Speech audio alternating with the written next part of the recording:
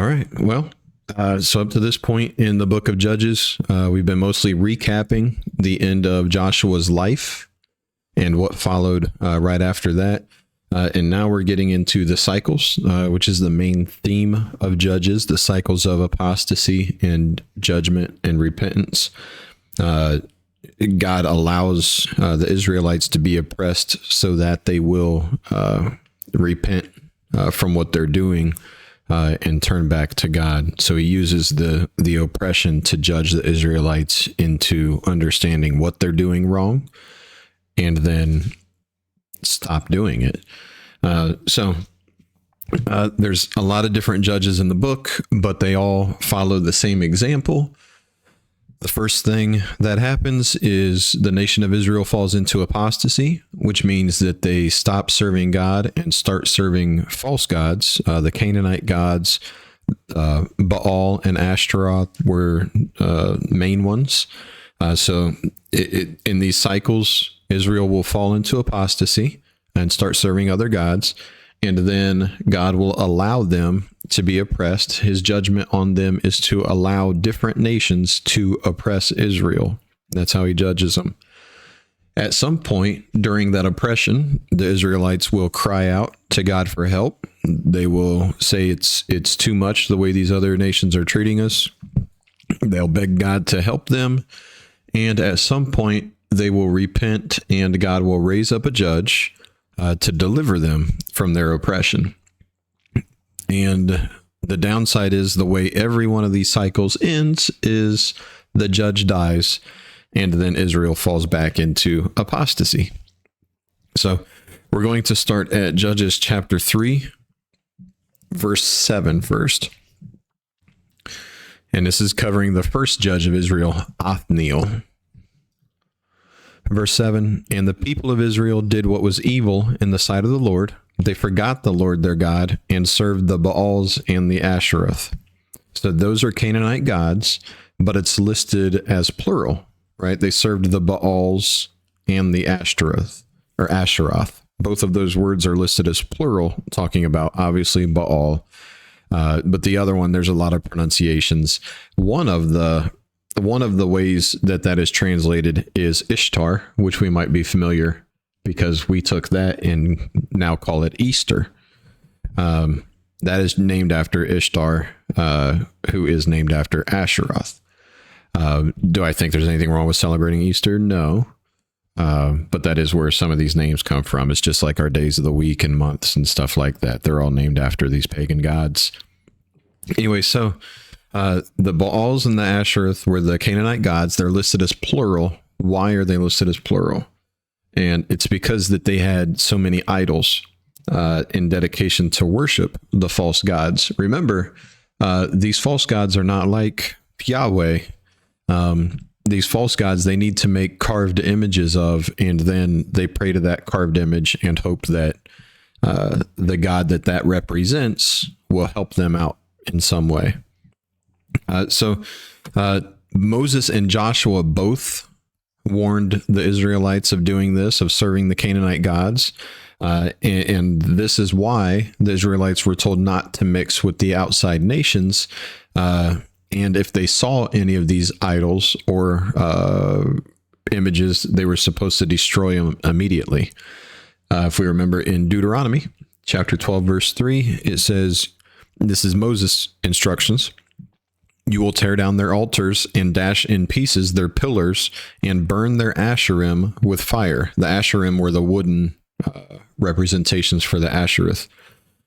You shall chop down the carved images of their gods and destroy their name out of that place. Remember, the whole point of the conquest is to get rid of all of these false gods out of the promised land.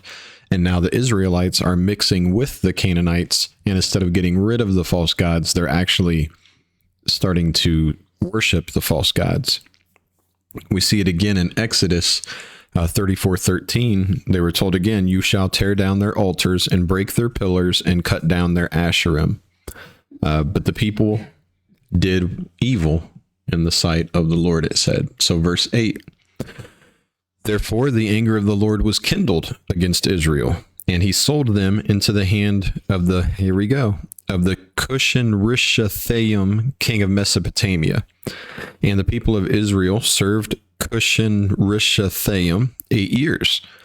But when the people of Israel cried out to the Lord raised up a deliverer for the people of Israel who saved them, Othniel, the son of Kenaz, Caleb's younger brother. So a couple things first. We'll notice that this does follow all of our guidelines. It checks off, number one, they did fall into apostasy. It says they were worshiping the other gods. Number two, God allows them to be oppressed. Did that happen? Yes, they were given over to the king of Mesopotamia. Number three, Israel cries out to God for help, and it shows in verse 9, the people of Israel cried out to the Lord, so we're check marking that box. The fourth thing, God will raise up a judge to deliver the nation, and we see that in verse 9 also, it's Othniel, the judge that God raises up to deliver the nation from oppression. The only thing we're missing so far from this story is the fifth and final part. The judge dies and Israel falls back into apostasy. So let's check the first parts first. We remember Caleb. So Othniel, the first judge, Othniel was the son of Kenaz. Kenaz was Caleb's younger brother. So Othniel is going to be Caleb's nephew. And that is through marriage, I believe. I believe that Othniel married Kenaz's daughter on account of, I might have my stories mixed up. This may be where he asked him to invade a city, asked for volunteers to invade the city, and then whoever was able to do that would receive his daughter's hand in marriage. I think that's that story, but I might have it mixed up. But we remember Caleb. He's when the original spies went into the promised land to look at the promised land. Caleb and Joshua were the only two that brought back a good report. All the rest of them brought back a bad report, and that's why they ended up 40 years in the wilderness. So we know that Caleb was one of the righteous spies, along with Joshua, and they had faith in God. And now Caleb's nephew, Othniel, is going to serve the Lord by being the first judge appointed to lead the Israelites. Verse 10, we find out the Spirit of the Lord was upon him, and he judged Israel. He went out to war, and the Lord gave Cushan-Rishathaim, king of Mesopotamia, into his hand, and his hand prevailed over Cushan-Rishathaim. So periodically in the Old Testament, the Spirit of the Lord comes on people to enable them to perform divinely appointed tasks. So we're going to notice more as we go. Not all of the judges are going to say the Spirit of the Lord was with them. I think it's 4 or so that it will say that, and we'll notice that. We see that Othniel defeated the king of Mesopotamia and delivered the Israelites from oppression. That deliverance lasted for 40 years. Now, what we've learned about numbers is that they mean stuff. So this first time that after Joshua that the Israelites fall into idolatry and apostasy, the first time that happens, they get judged and oppressed for 8 years, and then they do the right thing and repent, and they listen to Othniel, and they get delivered, and that peace from that deliverance lasts 40 years. Why? It seems... Well, we know that 40 is a number of trial, of testing. If we remember Jesus being tempted for 40 days, the earth or the rain coming down for 40 days during the flood, the 40s come up a lot. The 40 years of wandering, the 40 is always a time for testing. So Israel is placed under a test after this first judge, after the deliverance that he gives. They were free and had peace for 40 years, so they were tested. Some other things we know about Othniel include he was married to Axa, I think is how you pronounce that name. Oh, I had the right story, but the wrong marriage. So Othniel is actually Kenaz's daughter, Caleb's brother. Let me start over. Othniel is Kenaz's son. Caleb's brother, Kenaz, his son was Othniel. He married Caleb's daughter. So that's where I was getting my story mixed up. But it was for capturing that city, Kiriath Sefer. And then they had two sons, Hephath and Meonathai. I'm not really sure how to pronounce that. They are not going to make too much more of an appearance. But we do find out some of that information in Joshua. If we remember when we read through Joshua chapter 15, it says, and Othniel, the son of Kenaz, the brother of Caleb, captured it. That's the city, Kiriath Sefer. So he captured that. And he gave him, Caleb gave Othniel, Achsah, his daughter, as wife. When she came to him, she urged him to ask her father for a field, and she got off her donkey, and Caleb said to her, what do you want? And she said to him, give me a blessing, since you have given me the land of the Negeb, which, if we remember, is a desert, which would be useful land, if not for, what did she finish saying? Give me also springs of water. That would make her land usable. She can't just have livestock in the desert, but when he throws in these springs onto her land, or gives her also the land that has the springs on them, now we have a useful and a good patch of land. So, and we see he gave her the upper springs and the lower springs. We also read in First Chronicles, the sons of Kenaz, Othniel, and Thurai, and the sons of Othniel, Hephath, and Meonathai. And we don't really get much more information about them than that. So back to Judges, verse 11, chapter 3, verse 11, it says, then the land was quiet for 40 years. This is, remember, the time of testing.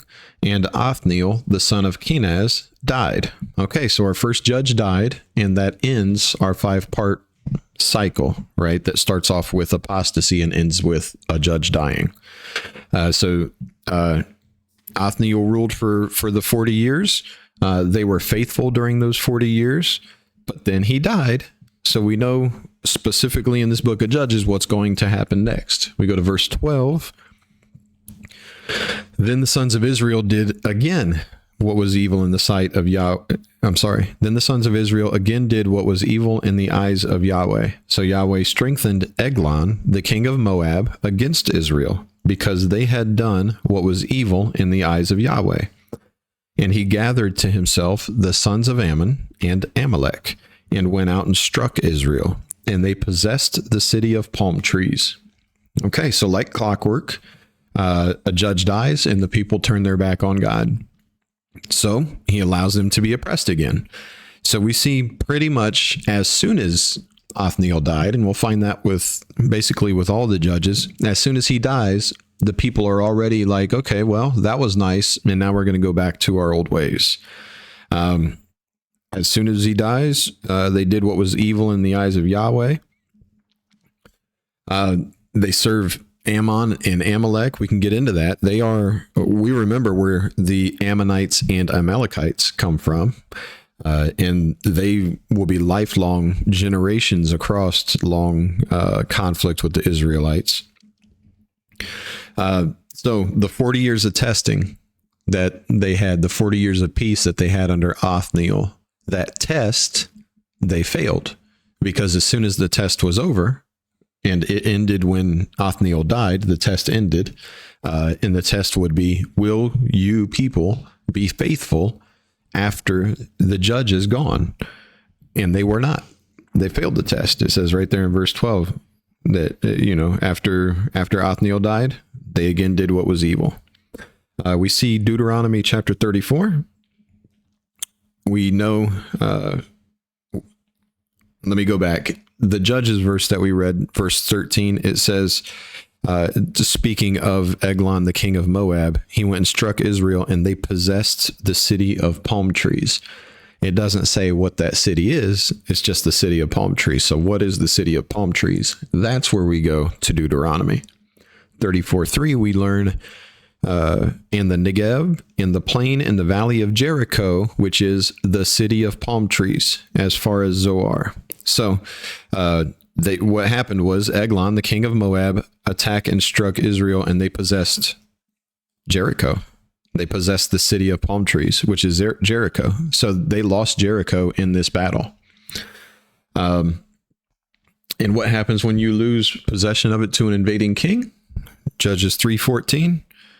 So the sons of Israel served Eglon, the king of Moab, 18 years. So they get put right back into oppression. They got freed from oppression under Othniel, but they failed the test. And when he died, they went back into apostasy. So God judged them again, this time with a different king, King Eglon. And that judgment involved him oppressing them for 18 years. If we remember, the oppression that Othniel ended from the king of Mesopotamia, they were only oppressed for 8 years on that one. And then they had the 40 years of testing. Now, since they failed that test, they're oppressed for 18 years. So they served the king of Eglon, verse 15. And this will bring us to our second judge, which is Ehud. Verse 15, then the people of Israel, as we know happens as soon as they apostatize and then they get judged, what happens after the judgment and oppression? The people cry out, right? So verse 15, then the people cried out for the Lord, and the Lord raised up for them a deliverer, Ehud, the son of Gera, the Benjamite, a left-handed man. The people of Israel sent tribute by him to Eglon, the king of Moab. So it includes kind of a weird detail there. The Lord raised up for them a deliverer, Ehud, the son of Gera, the Benjamite, a left-handed man. Why is it specifically pointing out that he's left-handed? Some of us know why it's pointing it out, but let's cover it. There's an interesting note in the Faith Life Study Bible on this, and it says, a left-handed man. The name Benjamin means son of the right hand. So this left-handed man, Ehud, is a Benjamite. The name Benjamin means son of the right hand, but here we have a left-handed guy. So the narrative ironically notes that Ehud was left-handed, but this detail is crucial to the success of his plan to deliver Israel from Moab. Benjamites were known for their skill with slings using their left hands, but these warriors were likely ambidextrous. So we were reading some other things where it shows that they would use bows and arrows and slings simultaneously. They would shoot the arrow with the one hand, they would hold the bow, and then after they would shoot the arrow, they would be able to use the other hand to sling rocks if needed, or they would use a sword or a dagger in one hand and sling with the other hand. So these two-handed warriors are interesting, although it seems just as likely in this scenario that Ehud just plain didn't have any use of his right hand, which would be why he was using his left hand. Or it could be he had full use of both and just decided to use his left hand since he was skilled with it, and it would catch the enemy off guard. Either way, it doesn't really matter. We move to verse 16. So Ehud, this left-handed Benjamite, makes himself a sword, which has two edges. It is a cubit in length. Let me catch up here. A cubit in length, and he bound it on his right thigh under his cloak. So a cubit is the length from a man's elbow to his fingertips. And the average on that is set around 18 inches. So that's why it was noteworthy that he was using his left hand, because most right-handed people would strap their sword to their left side. So if you're in the military and you're right-handed with your sword, it's going to be on your left side so you can pull it out, right? You can't pull a sword out from the same side that your arm is on, and that you're going to be all out of shape trying to, you have to put. It's called a cross draw, right? A lot of times people will also use firearms that way. So anyways, with a sword, especially because of the length, you have to cross draw it. And we see that this, what they're calling a sword here, is only about 18 inches long. So we're talking about a dagger, really a dagger. So he puts it instead of on his left thigh, because being right-handed, but since he's using his left hand, he puts it on his right thigh so he can cross draw that way. So when you go in somewhere and they search you, they're searching your left side, so that if you have a sword there, they're going to find it, because a right-handed warrior is going to have his sword there. So they're going to search that side. They're not really going to pay attention to the other side. And also, with one of this length, he's not going to have to wear it on his hip part of his thigh. He may be able to strap that even on the inside of his thigh instead of on the outside, where he could hide it even better. So we know we're about 18 inches long. We have this two-edged dagger, short sword. It says he bound it on his right thigh under his cloak. All right. Verse 17. Then he brought the tribute near to Eglon, the king of Moab. Now Eglon was a very fat man. Another interesting note. Why would they include how fat he is? Well, there's a couple reasons for that too. Let's start off with Eglon's name. That means something. Names right now, anymore generally, well, I guess mostly in our culture, in a lot of other cultures, they do still have meaning, but in our culture, they don't really have as much meaning as before. Even the names that have meaning it's because they were named after somebody or something to that effect. It's not because their name is made up of words that mean something. Now, we do have some, like Apple, where the name of somebody could be also a thing. But in these times, we know that these names they meant something. So what does Eglon mean? That's interesting. Eglon's name means calf. Well, Now, why would we bring that up right now? What Eglon's name means? Well, because we're trying to figure out why it's mentioning that Eglon was a very fat man. Eglon's name means calf. A feature that resonates with the emphasis throughout the narrative of his fatness. They keep talking about how fat he was over and over again, which was normally a positive characterization in the Old Testament, because a fat person would have to be rich. If you weren't rich, you weren't fat, because there wasn't food, right? You couldn't afford it, right? But the rich people, they could afford to eat all they want and then just sit around. The rich people were the fat people, and not all, but in general, right? Somebody that would be that fat would have to be wealthy just to afford that lifestyle. But the main thing we're noticing here, his name means calf. He's apparently the fattest person ever to be in the Bible.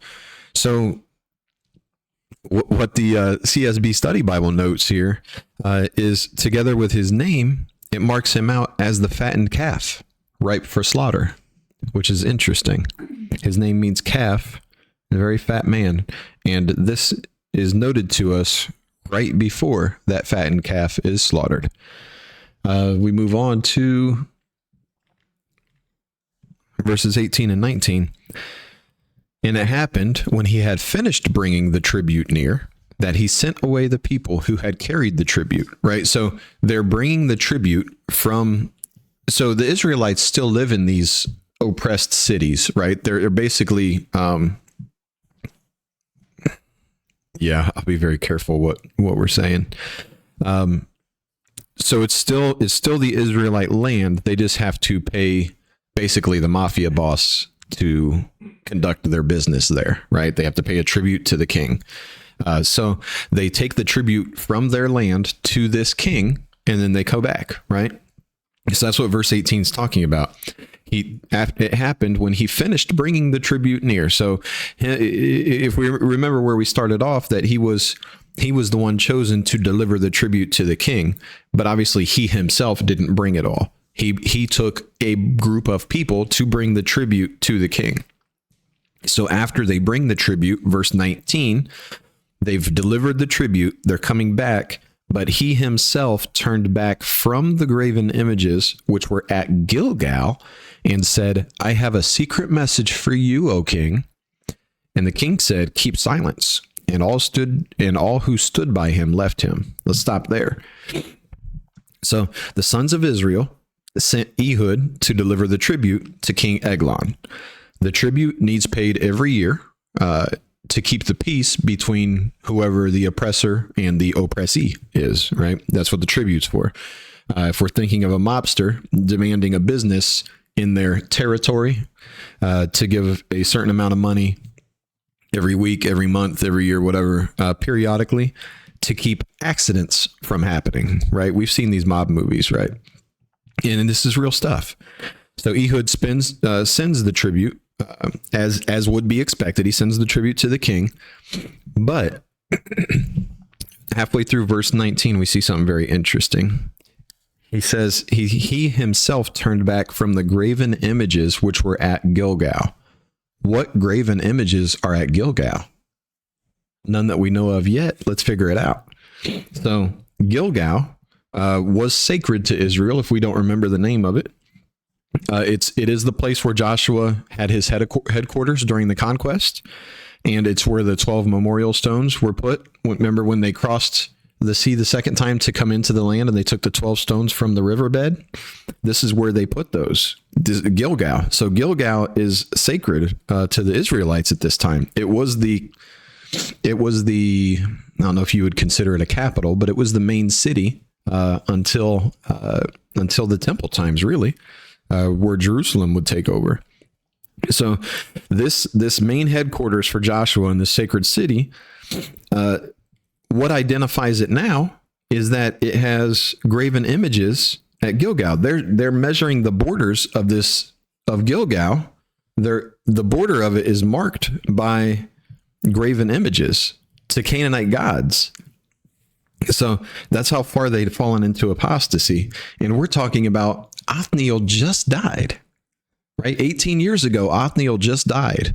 So within those 18 years, they had fallen so far into apostasy that now at the most sacred city in Canaan, they have carved graven images all over the place to these other gods. So they fall into this apostasy. They cry out. The Lord raises up Ehud to deliver them. And then this king, back to verse 19 again, when Ehud says, I have a secret message for you, O king, and the king says, keep silence, and all who stood by him left him. So the king sends out all the people. How arrogant is this king to think so little of Ehud that he removes even his own guards and servants from the room, so that only he gets to hear this secret message from God. So that's going to cost him. Verse 20. But Ehud came to him while he was sitting alone in his cool roof chamber. And Ehud said, I have a message from God for you. And he arose from his seat. Then Ehud sent forth his left hand and took the sword from his right thigh and thrust it into his belly. And the handle also went in after the blade, and the fat closed over the blade, for he did not draw the sword out of his belly, and the refuse came out. Then Ehud went out into the vestibule and shut the doors of the roof chamber behind him and locked them. Let's stop there.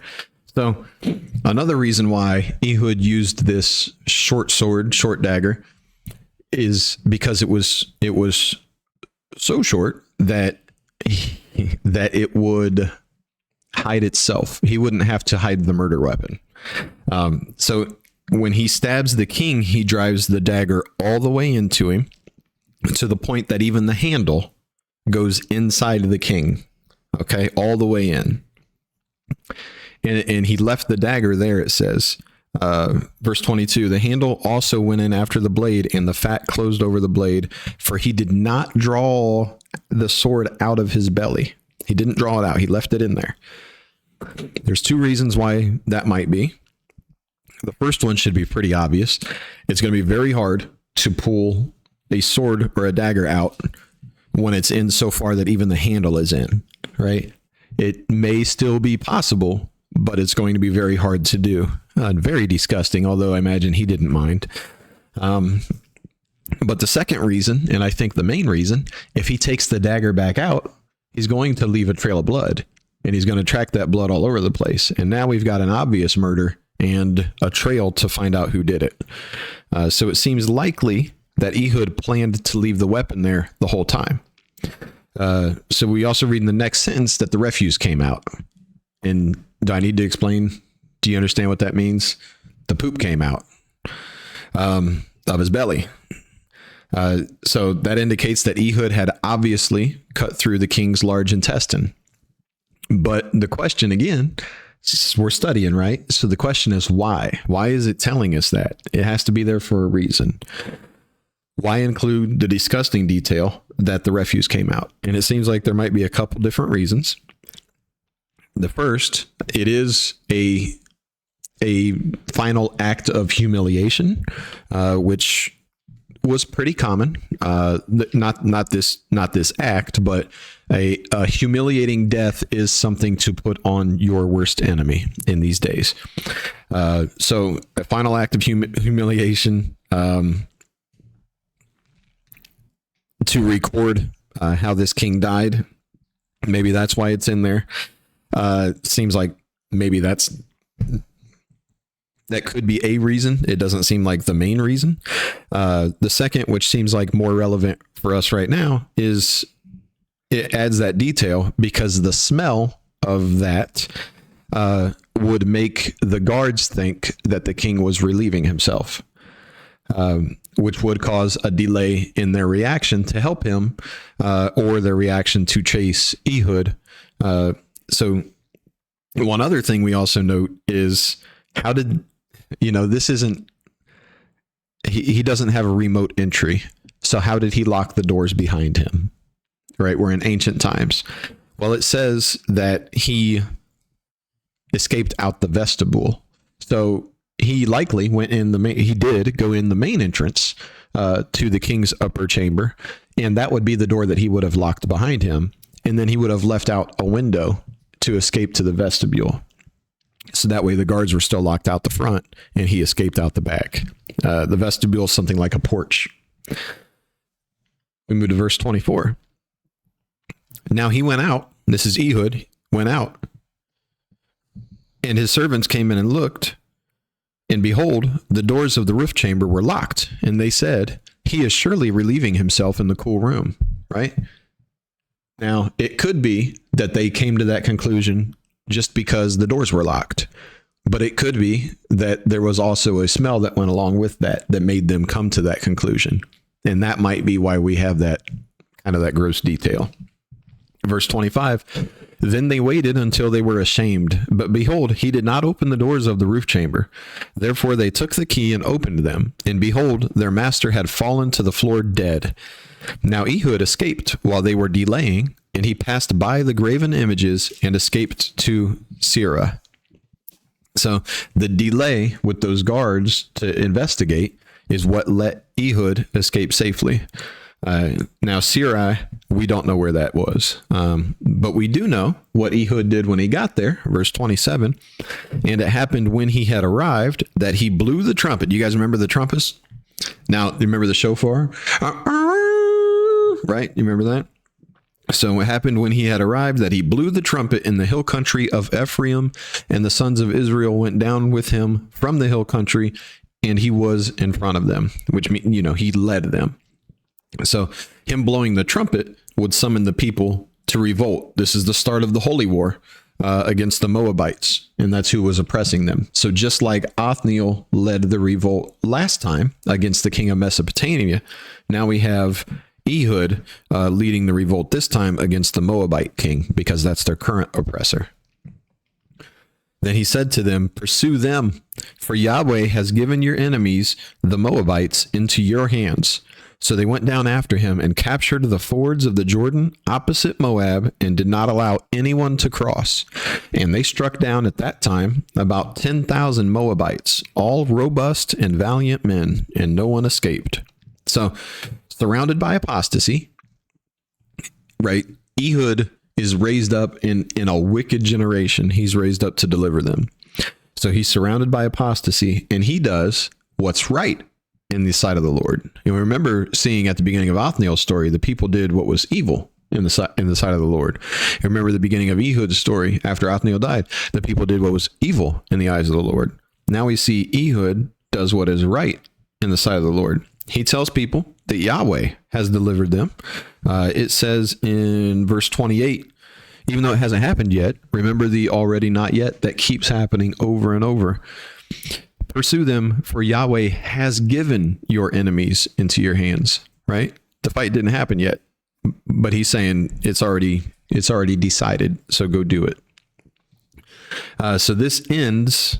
Well, let's not miss it. There's an important part there where they went down after him and captured the fords of the Jordan opposite Moab, right? Didn't allow anyone to cross. What they did was they cut off the army from retreat so nobody could run away. So they defeated the whole army right there. Now, they didn't go attack the city and take over the city. They did destroy all of their army to the point where the city could not oppress them anymore. This king was well, the king himself is dead, but the kingdom can't oppress the Israelites anymore because they don't have a military. So they can still exist and be where they were for now, but they're no longer a threat, was the point. They cut off any potential of retreat, and that ends the Moabite oppression. And it says in verse 30, so Moab was subdued that day under the hand of Israel, and the land was quiet for 80 years. Okay, well, maybe it means something, maybe it doesn't. But if it does mean something, it seems like we have double a time of testing that they have here, because the land had peace for 80 years this time. And the first time was 40 and they failed. Now they get 80. God's being doubly generous. They did not appreciate that. The first time they were oppressed for 8 years, this time they were oppressed for 18. The first time the land rested for 40 years, this time it rests for 80. But they're still going to turn their back on God again. Maybe they learn their lesson, which is the same story for us, right? Maybe at some point we'll learn our lesson and stop doing wrong things. And maybe not. So the last verse is to finish off for today, Shamgar, who was a judge that reigned for an unknown amount of time, that shows up in 2 verses. This is one of those verses. Now, after him being Ehud, after him was Shamgar, the son of Anath, and he struck down 600 Philistines with an ox goad, and he also saved Israel. And that's what we get about him.